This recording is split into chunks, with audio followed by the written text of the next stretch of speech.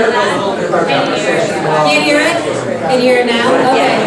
Good evening, everyone. Welcome. Come on in, grab a chair. We're closing that back door. All right, everyone. Welcome to the 5:30 session on customer discovery. Hello, hello, hello. Wow. Okay. Welcome. Happy crowd. And we don't bite, so come on up. We showered today and everything, so come on down. Okay, so our session this evening is on customer discovery. I'm Mary Louise Helbing. I'm the executive director of I-10. We're a nonprofit organization in our 11th year in St. Louis, supporting tech entrepreneurs through the commercialization process. So from idea stage through prototype, MVP, market entry, growth, and scaling.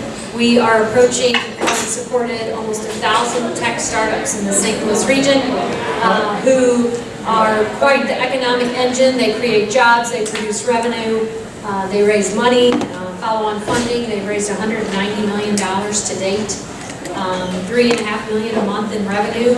So they're an important part of our economy, and we love our entrepreneurs and what they do. Tonight we have a fabulous panel of entrepreneurs. And I'm going to turn it over to them to entertain, delight, and engage you. Tara Kinney is the CEO of Atomic Revenue, and she's our host, the host for this panelist, group of panelists who are all I-10 companies. They're all going to introduce themselves and tell you about their exciting new ventures.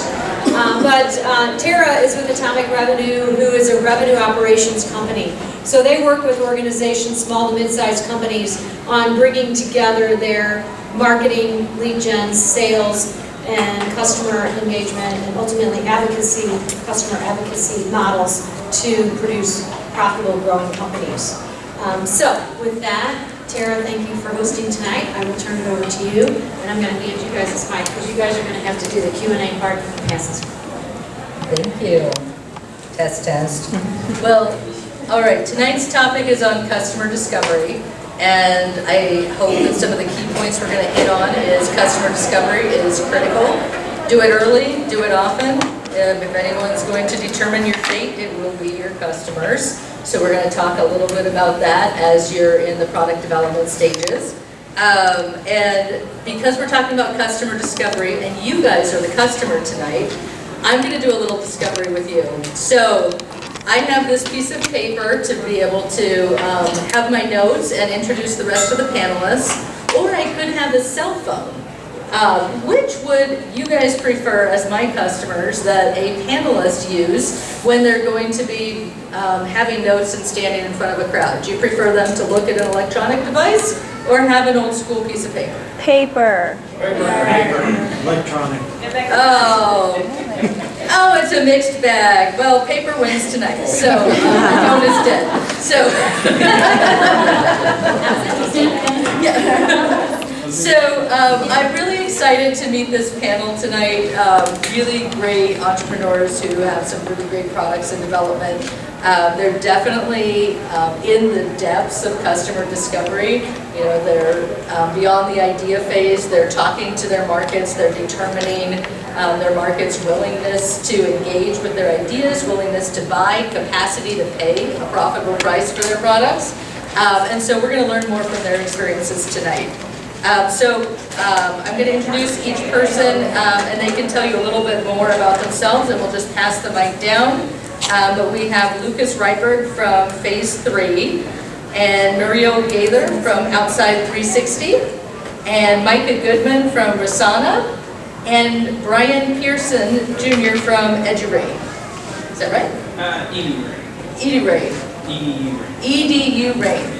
Excellent. We're going to have to make EDU all caps next time someone writes it out for someone. Look, it is right there. See, we need rain to be A-I-N little letters on the A-I-N. Otherwise, I'm going to say E-D-U-R-A-I-N or EduRay. Sorry, just a branding moment. With that, I'll turn it over to Lucas. Thanks. Hi, everyone. I'm Lucas. I'm a co-founder of Phase 3. We're a digital health company that helps hospitals engage more patients in cardiac rehab, which is a very important recovery program for people who have heart disease. It's just like physical therapy, but for the heart.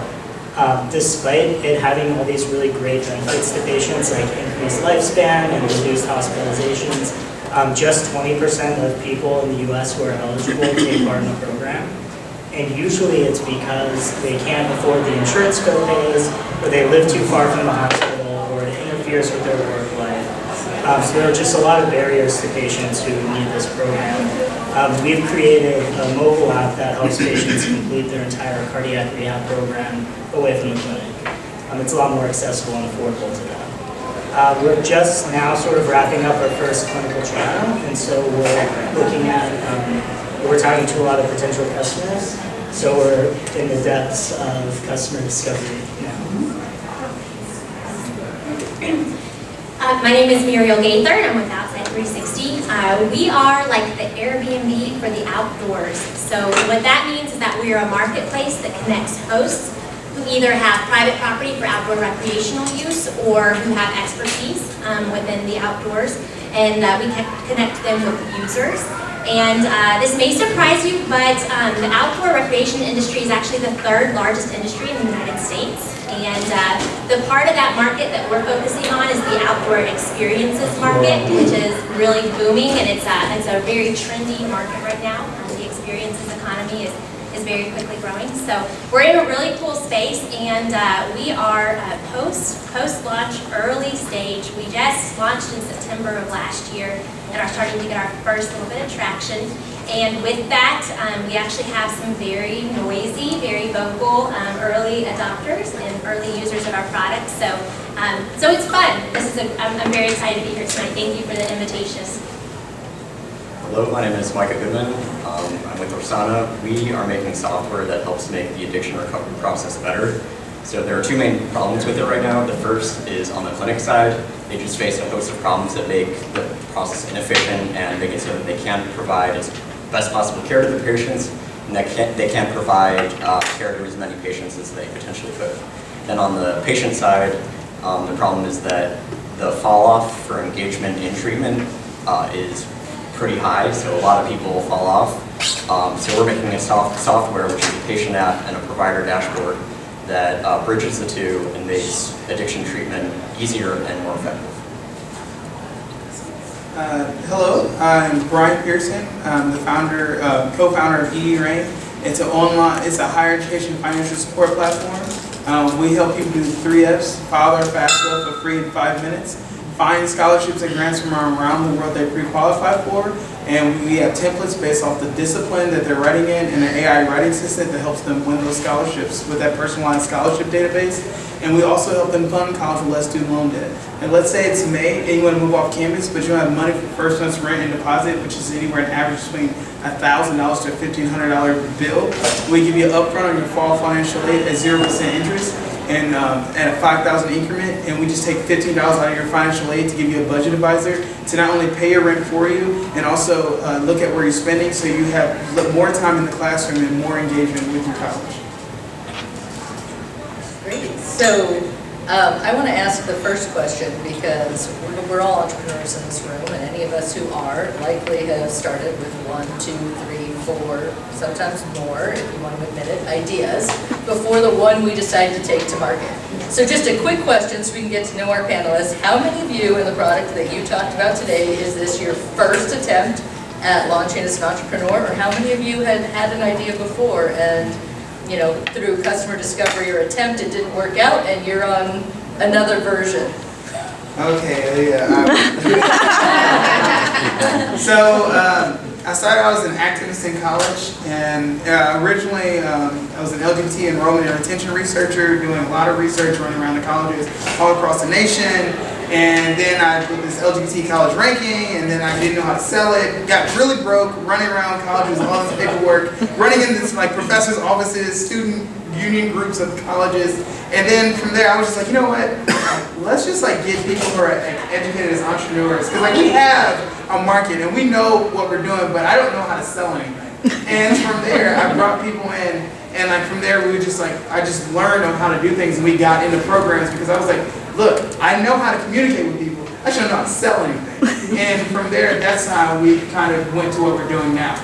Because we knew what the higher education landscape was, but we didn't know how to make money off of it and also help people. And that's why we're doing what we're doing now. Thousands of interviews, I'm gonna tell you that, thousands. And it was like you're on your lunch break eating food and all of a sudden this guy runs in, hey, how's it going? I'm Brian. You wanna talk? And you're like, okay. And then I had 70 conversations like that. Fantastic, the best way to learn.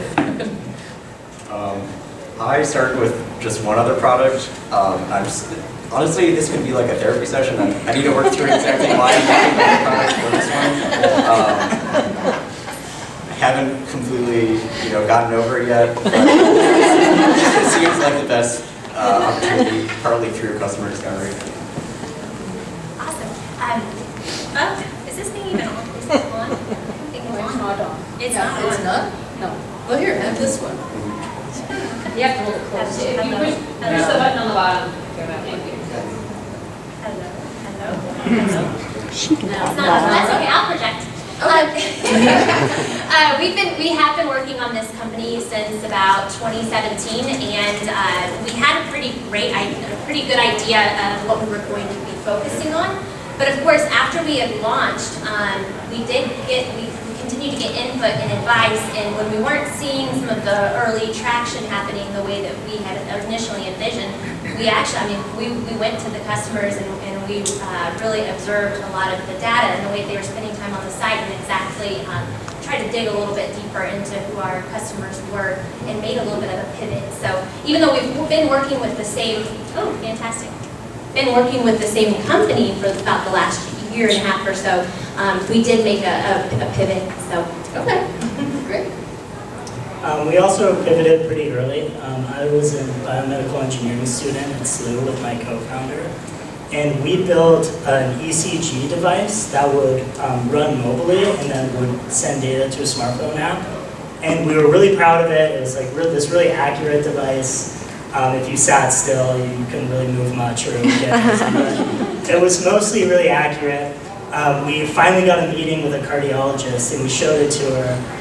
And she basically said, oh yeah, that's exactly like AliveCore, or NimbleHeart, or PeerBridge, and she just kept listing all these products that we just built a replica of. But at that meeting, she said, this is a really cool idea, but what we actually need is a way to really engage our patients more, like in the recovery process. We don't just need another device for collecting biometric data. So.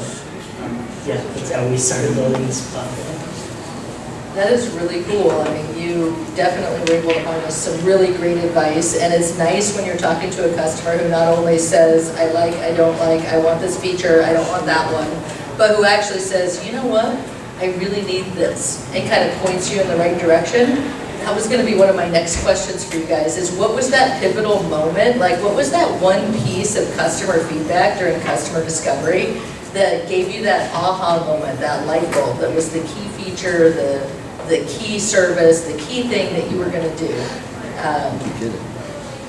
Well, I would say that was probably the biggest moment for us. But another just sort of anecdotal one was one of the first patients we enrolled in our clinical trial said that he was dropping out of cardiac rehab because he had to go back to work. His boss was making him start up work again. He didn't have time to fully recover.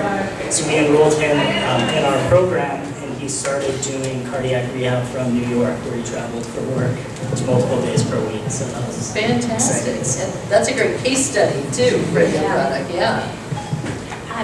we are a marketplace, and so statistically speaking, marketplaces are one of the more difficult businesses to start or companies to launch. It's your energy. This has got limited life, but talk quickly. Okay. So I think one of the key, mistakes or challenges that we faced pretty early on was having two customer bases. We had our users and we had our hosts. And the best advice that we received early on wasn't necessarily from a customer, but it was from some of our mentors and advisors, and that was to focus. And focus. And as we drilled down really on the competitive landscape and what the value add that our product had was, we actually honed in on the host side of our platform because the users were already coming organically. We didn't have a product unless we had hosts and unless we had listings. So that was kind of that big pivot earlier. that was the pivot that we experienced pretty early on, and actually not only caused us to prioritize, but really established a roadmap for us moving forward as we're pitching to investors, or going through that whole route. And then too, as we're selling our products, it makes it a lot easier to sell a product to a host whenever you have created a product for them, and using feedback, really great feedback that we were getting from them as well. So Murielle, you are speaking the same language as Steve Jobs. Oh. So I just want to remind everybody that when he has a really great quote about focus, and it's not focusing on the opportunities that are available, but focus means say no to the hundreds of opportunities that aren't worth pursuing. And that's really hard as an entrepreneur, especially in the customer feedback area, because your customers all want you to do more stuff, build that other feature, do that other thing. So you as entrepreneurs have to navigate that water and decide what you're going to do. I love the focus comment. What about you? Yeah, for me it would be pretty related to focus. The aha moment was just how important it is to start simple. Like, I was talking to my users and I had dreamed up this elaborate, complicated solution, and after actually talking to them, I realized that maybe there are a lot of features that they want, but at the core, at the first level, it's pretty simple. So I shouldn't spend any time building something that I don't even know if they want, and is like way too complicated, way more complicated than necessary. So it's just focusing and starting off on the most simple thing, asking them about it, getting it in their hands to test, and then if that's not good enough, building up from there instead of going the other way and starting too complicated and paring down. I mean, I would say for us, because it's super political, like what we're doing. Like, we realize that it's a game that is gaming people on the student loan portion, and so and with the LGBT college ranking, we was having all these meetings with people and doing these things, and then I realized even what one of the competitors was doing was a game of just getting people to do college tours and college fairs. Because one of the competitors did for the LGBT college ranking, did a college fair in Chicago, and they had 400 schools there, and 70 kids show up, but every college had to pay $300 to go there. So, and they got the place donated to that LGBT college ranking, and so they just made high margins with no kids interacting with colleges. And so what we realized was okay, so we got to do something different, because it has to be something that the kids care about. Because ultimately, where you go to school, it's not about how LGBT friendly it was. That's if you stay at that school. So you need to do something different when they're coming in. If you're going into grad school, you care about those things, but you're just trying to figure out how you're going to pay for school. And so when we went to Gokia High School, we were talking to students in a class, and we had a whole half day dedicated to us just talking to students in classrooms. And kids was but how am I pay for this? And then the enrollment director of UMSL, we've had 5 meetings with him, hour and a half meetings, and he was yeah, but how are our kids gonna pay for college? And so we just kept hearing the same thing over and over again. And then also shout out to Center for Emerging Technologies, Square One Ignite. Christy Maxwell was why don't you just help kids kind of pay for it? Be worried about that. And that's where multiple aha moments of this is what we should be doing, because everybody kind of keeps saying the same thing. And the ecosystem is so big on what people are doing, because you're in our space, you're being gamed by the college, you're being gamed by the state higher education loan authority, you're being gamed by the government, and you're also being gamed by the bank. All in unison in one spot. Sorry, and game is slang for they're getting overrun. You're getting overrun is slang for they know more about this situation than the average American. Yeah. Great. Well, you guys have gotten to know the panelists a little bit more, and I'm curious what kind of questions have been popping into your minds as you've heard us talking. Any good questions? Yeah.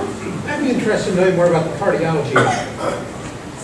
And is it getting them to do their physical therapy and walking it, or you tell me? It basically just helps patients complete their care plan. So clinicians use our web dashboard. They create individualized treatment plans for the patients.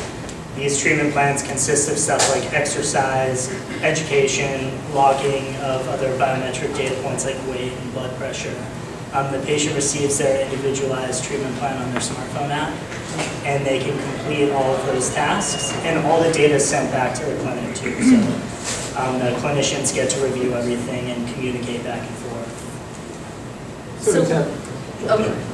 I want to take it, but it sort of has like thresholds in there, your blood pressure's too high, it's too low, or is it just delivering raw data on the dashboard? No, there's a lot of alerts too. Yeah, there's target heart rate ranges and weight alerts and all kinds of stuff. Yeah. So Lucas, and I think this is true for all of you, Brian mentioned it, that there's a lot of different players in your ecosystem. There's a lot of different people served by the products you're developing. And so many times when we're taking a new product to market, we're really focused on the people that are going to pay us, which is important because you got to keep it running. But at the same time, you got to focus on all the other people who promote it to the people that are going to pay you, right? So how did you learn about the ecosystem around the cardiology app, and who are your various stakeholders and constituents that are involved? It's been a huge challenge actually for us because there are so many people involved, right? So obviously the patient is going to use the mobile app. Their cardiologist is going to assign care plans or refer them to cardiac rehab. But cardiologists typically aren't that involved in day-to-day data review. They have nurses and staff members who do that. So we have another group there. And then you have the hospital that employs the physician that is looking at the profit and loss. Then you have the insurance company that's paying for all of that. And on top of that, you have the patient's like friends and family who are trying to support them throughout the whole process. And they don't want to drive their dad to rehab 3 days a week either. So there's like all kinds of people that we've had to deal with. And what we've really noticed through conversations with people who work in cardiac rehab departments is that patient engagement really starts with clinician engagement most of the time. And so the people who are really spending all their time like managing patients' treatment plans are cardiac rehab nurses. Typically they're RNs or they're exercise physiologists. So we really focus on them because they're the ones who use our software every single day. They're the ones who drive patient engagement, and they're one of the most important customers for us. So question, since you focus on them and they're the most important customer to you, then what is the value message, or what is the value of your app to them? To them, it's the ability to maintain the connection with their patients where they otherwise would have lost it. These people are very care-centered. They just want to take care of their patients. They want to know how the patients are doing each day. They want to make sure they're feeling all right. So it's all about that connection. Okay, great. And Murielle, in the outdoor experiences market, you have a ton of different constituents. So how do you manage you talked about focus. Yes. And you talked about the different groups, but you still have a lot of different opportunities. We do, yes, there are a lot of opportunities, and I guess it really comes down to just prioritizing, where we are and what types of partnerships make sense for us right now. We definitely have begun building a network with national partnering organizations, and also looking into different organizations at the state level. I mean, with the outdoor industry, there's actually a lot of really neat things that go on. There's initiatives for conservation, there's wildlife, there's National Wildlife Turkey Federation and organizations like those. There's also a lot of really neat startups that are doing work within the outdoor industry, the hunting, fishing, hiking, camping, that sort of realm too. So for us, it's just been building a lot of those connections because ultimately we feel like the more support that we can all give each other, then the better the end user, the better the result for the end user. And in our case, it's both the host and the user who benefits from that.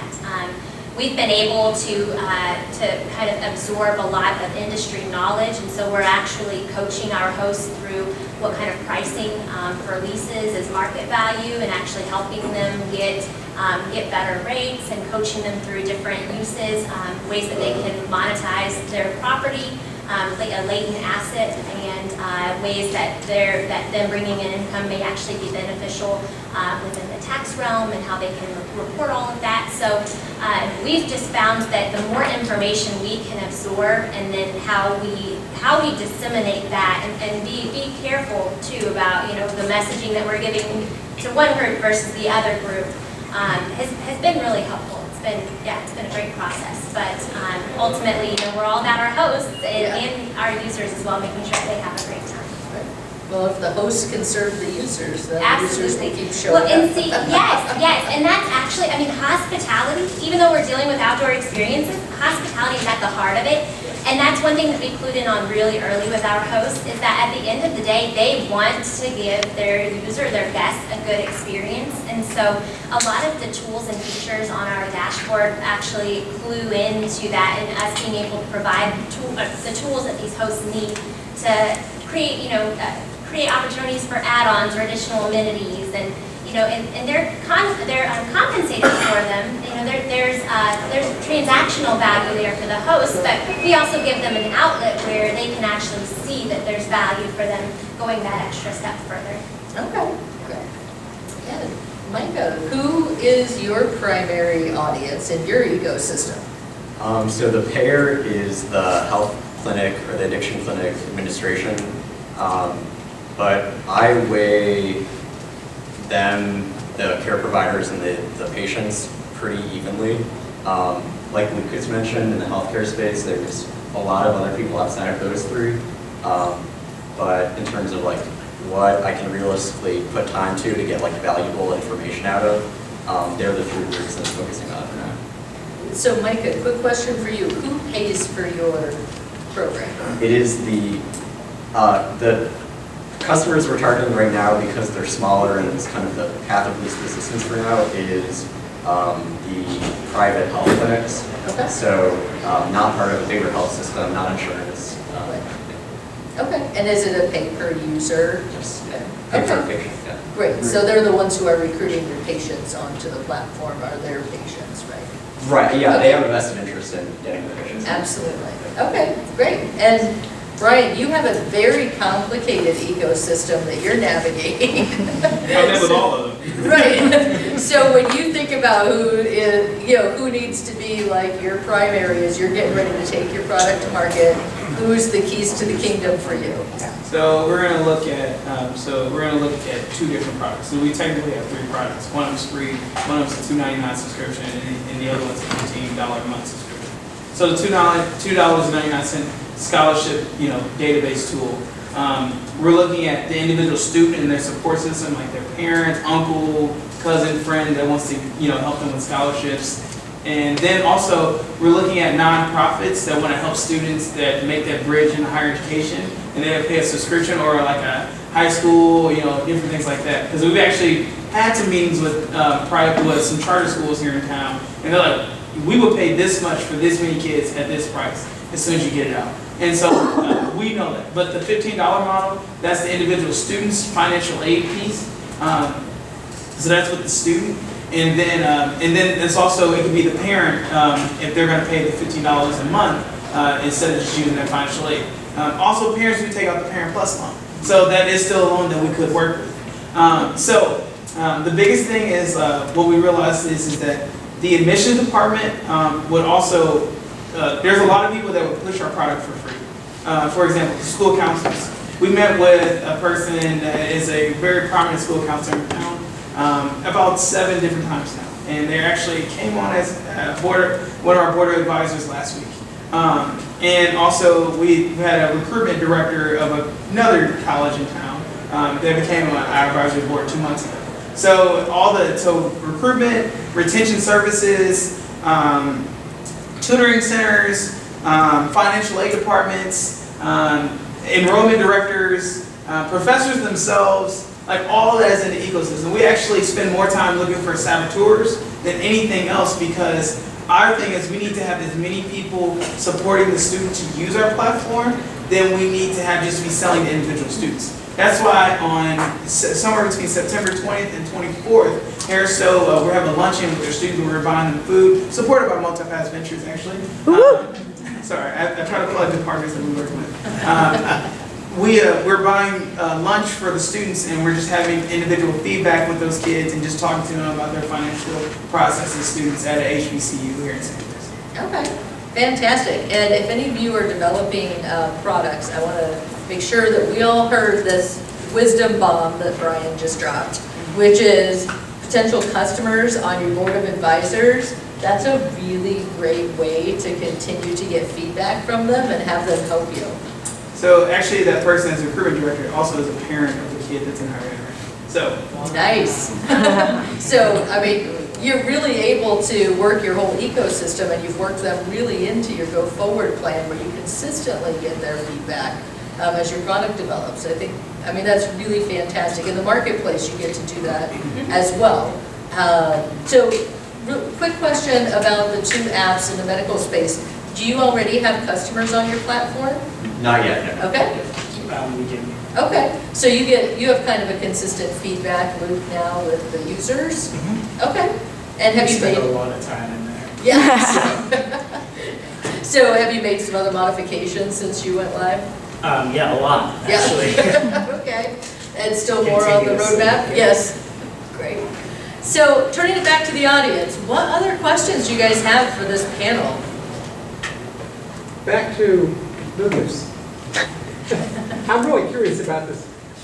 So who pays for it? Does the hospital pay for it? Does the patient pay for the app? Hospitals pay for it, and it's then reimbursed by Medicare. Oh, cool. Melissa? Micah, can you talk a little bit more about your evolution from teeth brushing to opioid addiction? Yeah. I missed the memo, and I'm just curious on my third. Yeah. What that? So, How you made that leap? yeah, so the previous product that I'd mentioned before was an app that gets kids to actually want to brush their teeth because it's like a timeless thing that they fight their parents about it every day. It's annoying for their parents. So that was the product that we started with. What did you learn in that customer discovery process that made you pivot to something else? So what Yeah, was yeah. a little bit about that process? I mean, the short version is that in terms of where the bigger opportunity lies, I'd say it's not so related. And like, I didn't talk to somebody interviewing them about toothbrushing. They're like, you know, you should go after opioid addiction. Like, that's not how it happened. It was just like, in terms of like, which product would be the right opportunity for right now. That's how I made the decision. But something that you're bringing up, or something that I learned a lot from that toothbrushing app, that I really, really want to impart on all of you, that we're kind of talking about customer discovery as if it's this thing that we should take for granted. Like, of course you're going to do it, and that's how I always heard it when I was starting off. I was like, but when I heard that, my interpretation of it was that, oh, I know my customers, I know them well enough, I don't have to do that. Then finally I went through a program that made me actually talk to them, and I was so mad I didn't do it earlier. Like, everyone says you should do it right away.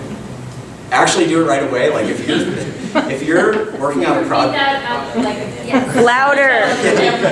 if you're working on a product or thinking of a product and you haven't talked to your customers yet, do it this week. Like, just as uncomfortable as it may be. This is Thursday night. Or do it within a week. No, I mean, it is that important. Yeah. Tomorrow. So, no, I think that's a great point. Early and often, right? You don't want to get too far down the path building a product that your customers don't want to buy and it's not going to work, right? Yes. I would love to hear Murielle talk a little more about how they got to the point of deciding what was their customer, because they have a two-sided marketplace. So how did they hone in on picking which one they were going to go after? They say that whenever you're going through the process of developing a pitch, it can illuminate the areas of your business that you need to work on. And that was like whenever we were identifying our value proposition and our value add, and then also really honing in on the problem that we were addressing. That was kind of where we always hit this snag. It was really long because we're like, well, hosts have problems and the users have problems, and then here's the solution for the hosts and here's the solution for the users. And all along we had users coming to the site already looking for listings, and so as we were encouraged to just hone in on what it was that we needed to be doing today, right now, this minute, to gain traction and move our company forward, it really was getting listings, getting hosts, because without those listings, we don't have bookings and we don't have revenue. So that was kind of what prompted us to start looking at the hosts more specifically, not as the given, but as we don't have a company without these hosts. So then how can we reframe everything else that we're doing? And then that was there was just a series of light bulb moments that went off after that, and it's really given us just a wonderful sense of direction now, and we're able to prioritize. And what you had mentioned something earlier about prioritizing feedback too, and that really is a crucial step. And now we have a lens that we can look at that, and it gives us that direction whenever we're creating our roadmap and where we want our product to look in 3, 6, 9 months. So I have a controversial topic. There might be mentors in this one. But have you, in the customer discovery process, received feedback that directly contradicts the feedback that you've gotten from your mentors and investors? Yes.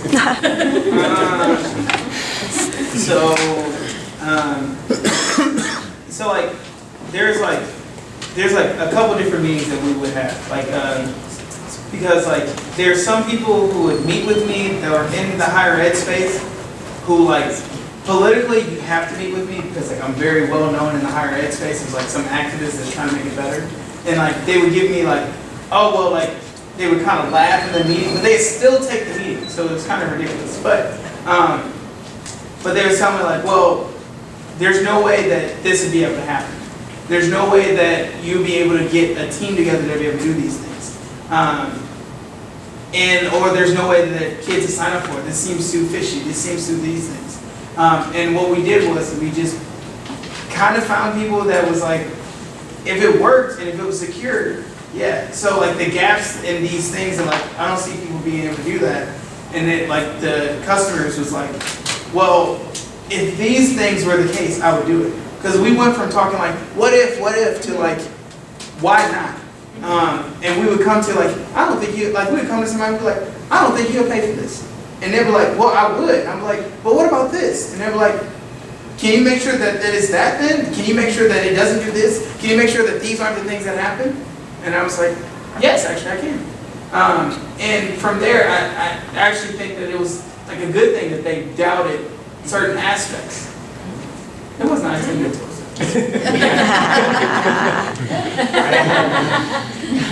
I had my second ever customer interview.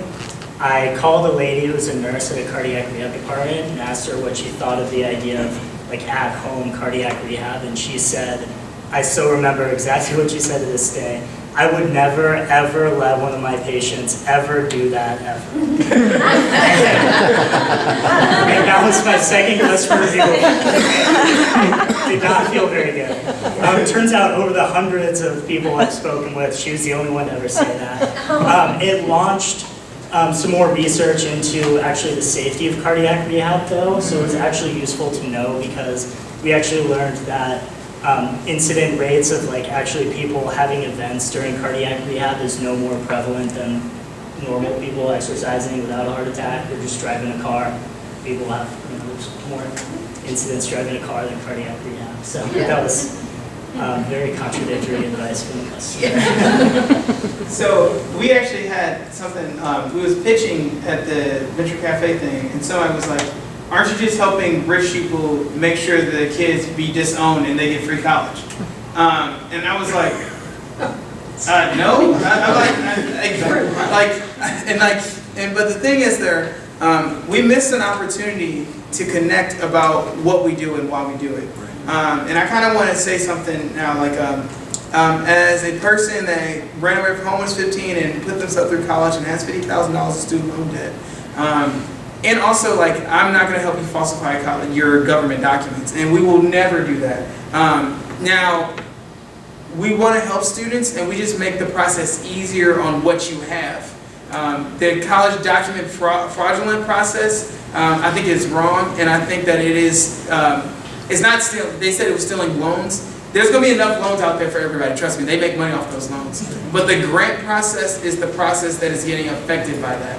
And we will never advocate for anybody that is high income to get college for free by disowning their kid by signing paperwork. I mean, that's a good point. You had to start to think about that is a potential result of your work that's directly against the mission of your company, right? Sometimes it's good that people can point those things out. How about you, Micah? What was your contradictory moment? Fortunately, I haven't had that. It's more been, I should have listened to my mentors earlier. Customers. Yeah. Good, great. Can I ask a question? Yes, please. So, I've taught another piece of contradictory advice. I was speaking to a cardiologist once. I told him we could help reduce readmission rates, and they said, "Oh well, hospitals don't really care about that because when people are in their hospital, they still make money. So this conversation behind closed doors is with patients in the hospital is revenue. It's a lot more complicated than that, obviously, with readmission penalties and all this stuff. And so we had to learn a lot about that, and I know more about Medicare than I ever wanted to. But our knowledge got to the point where we knew more than our customers. And so I'm curious from you, you mentioned teaching your hosts about like benefits of land ownership. You obviously know a lot, probably a lot more than a lot of your customers. So how do you balance like teaching your customers something but also trying to learn from them at the same time? That's a great question. For us, it comes with really letting them take the reins. I learned pretty early on that we have this was part of our pivot. We pivoted from focusing on private landowners to focusing more on people who are already providing outdoor experiences, but they just weren't marketing them very well. And so what we learned though is that if somebody's not already at the point where they want to monetize their property, there's no amount of me talking with them on the phone that's going to convince them that they need to do that. So we just let our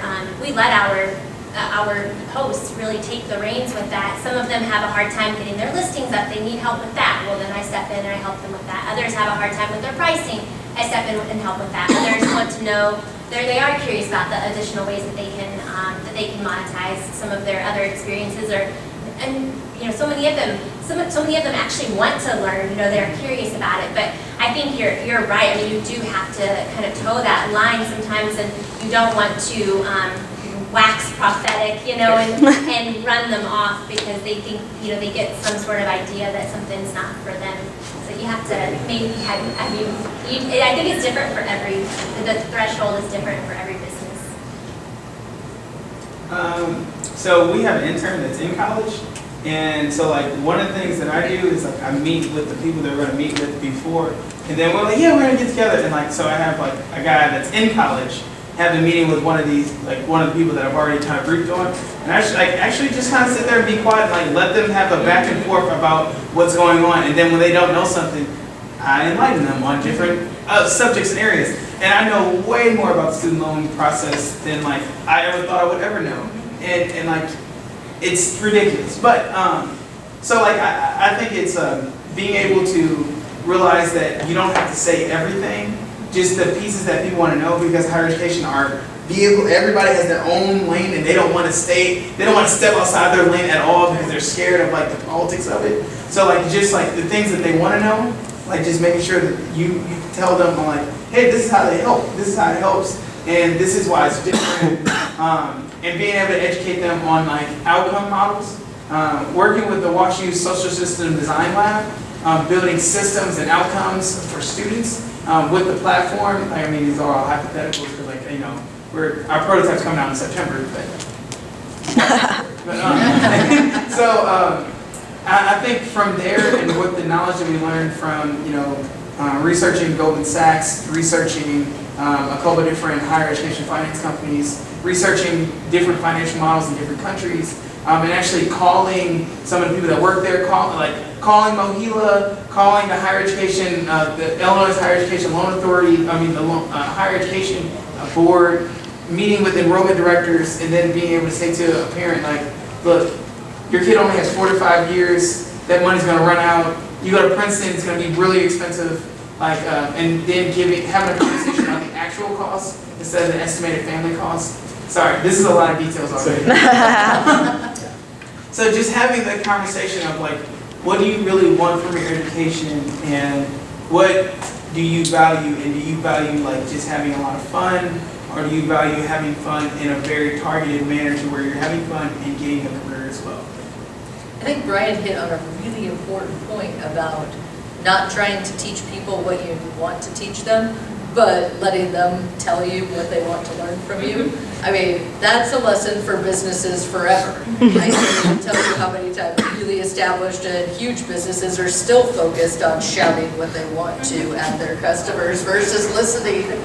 Well, and also learning the art of nuance and finesse too. He had mentioned that you talk with a peer of the student, and then if you let the peer and the student, the new student or the potential student have the conversation, and you just kind of listen and pipe in whenever you're needed. I think that's really cool, and you learn what type of channels are most effective too over time. You know, is it a blog with information that people can look up, or is it having somebody stationed at the school that is, you know, that's an expert within, you know, within answering questions that somebody may have, or you know, you learn kind of the right ways to reach, but you also learn about nuance and how you can get that information out there at the right time, and you're not necessarily the one who's like out there shouting it at them, you know. So one of the things that we did was really effective.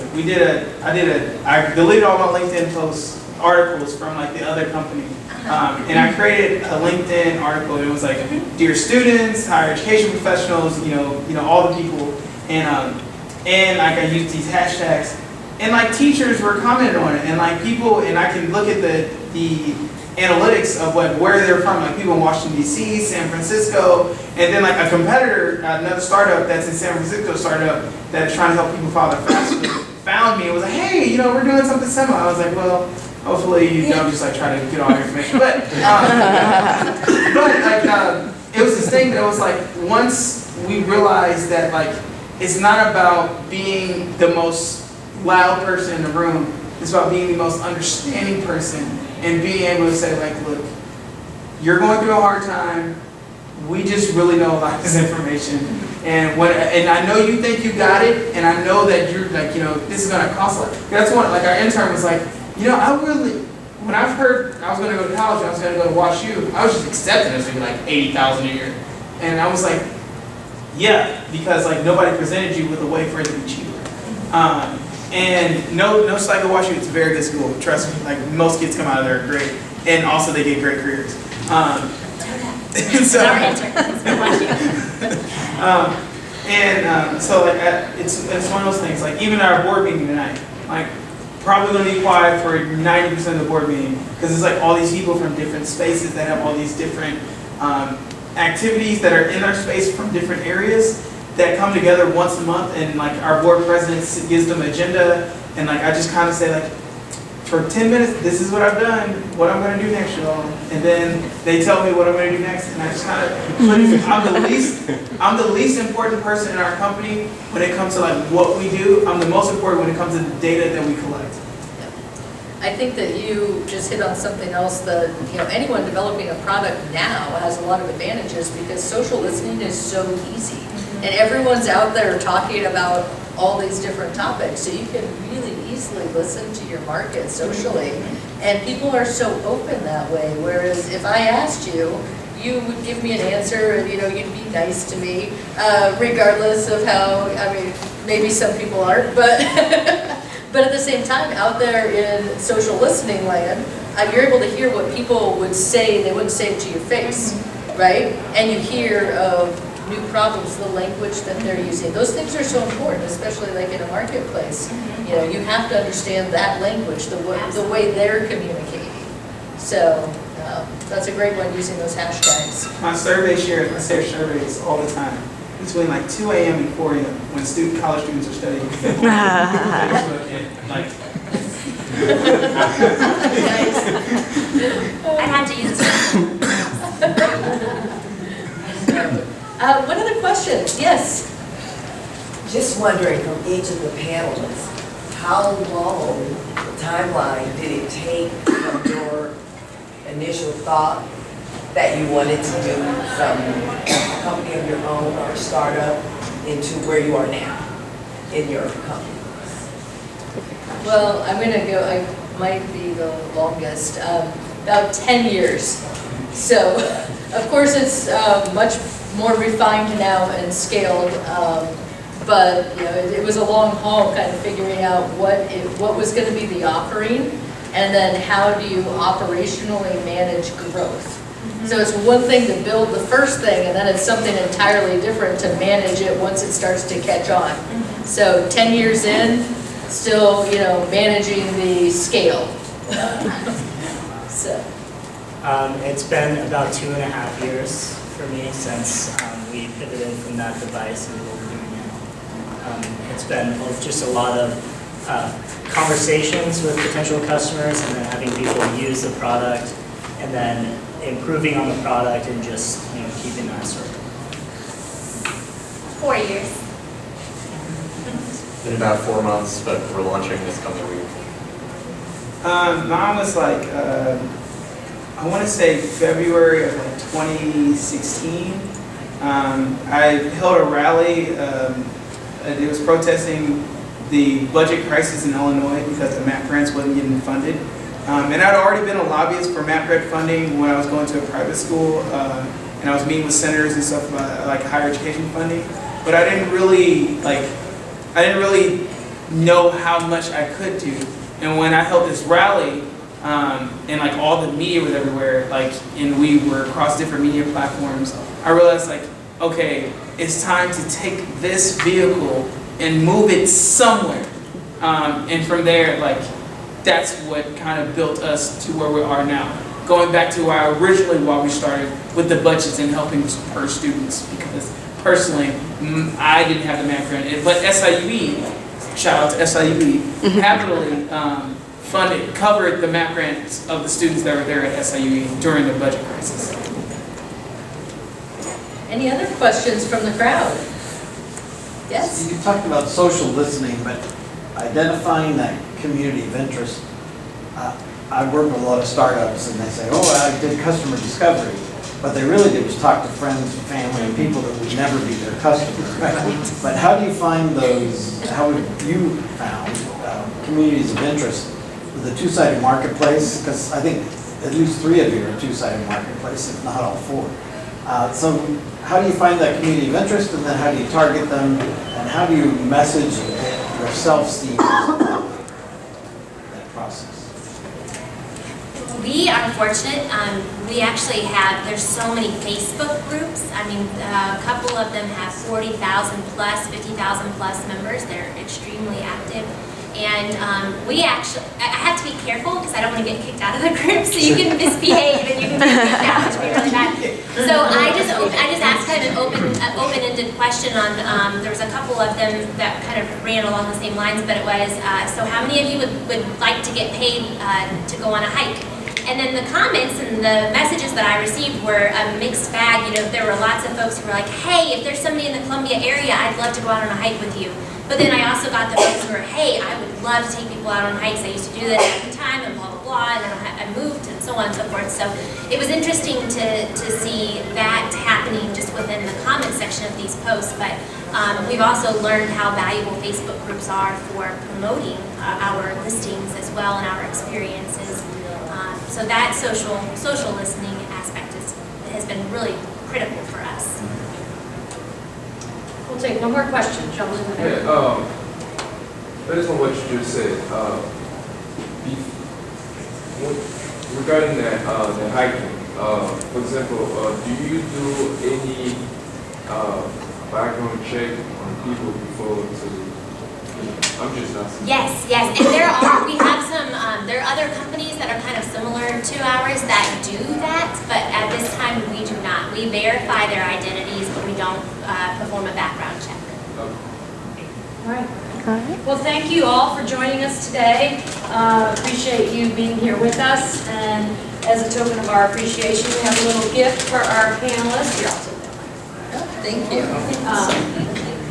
Because we appreciate, we know you all are very busy people. Thank you, Tara. Thank you, Lucas. Murielle. Thank you. Oh my this one. Coming in the other day. That's Brian.